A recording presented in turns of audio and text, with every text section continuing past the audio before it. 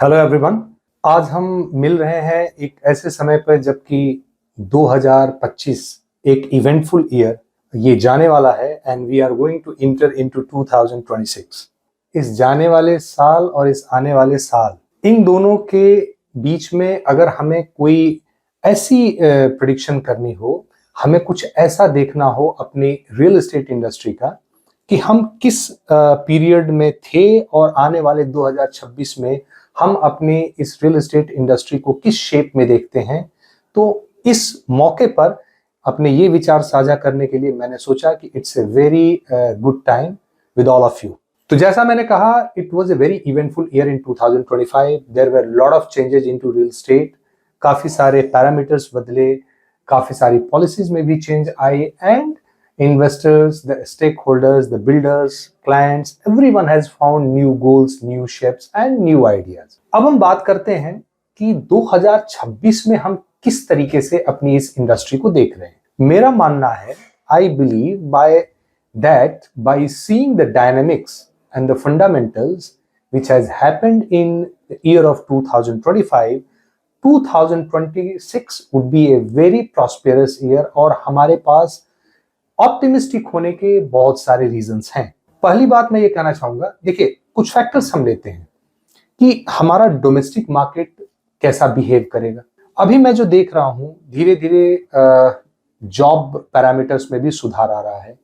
इसके साथ साथ नई इंडस्ट्रीज और सर्विस सेक्टर से लेकर मैन्युफैक्चरिंग सेक्टर में भी काफी अच्छा ग्रोथ देखने को मिला है।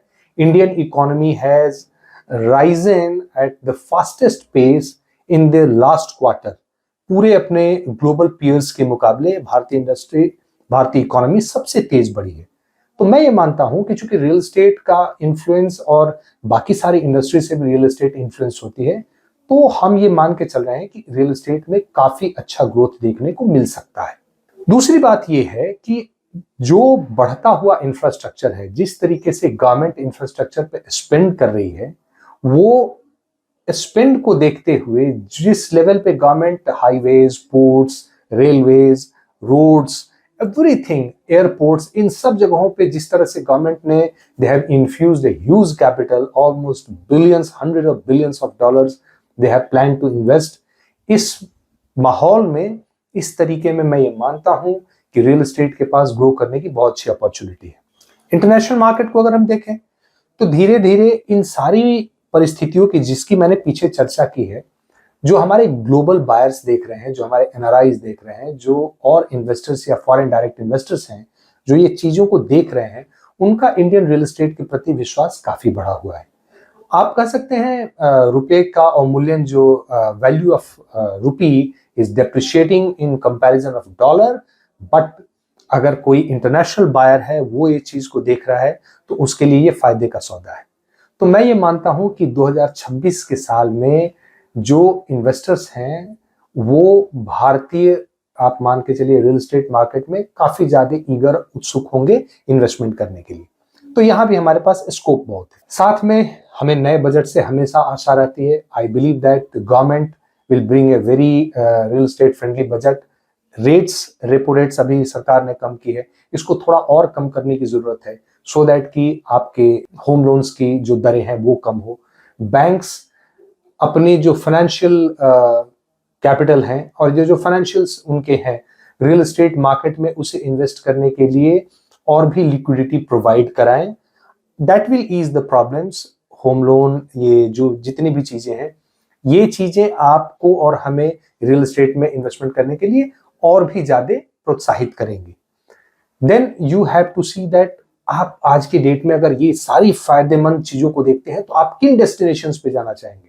तो मैं ये मानता हूं, खासतौर पे जब हम दिल्ली एनसीआर में आज के डेट में काफी ज्यादा काम कर रहे हैं, तो Delhi NCR will be the one of the most important areas where people will like to invest.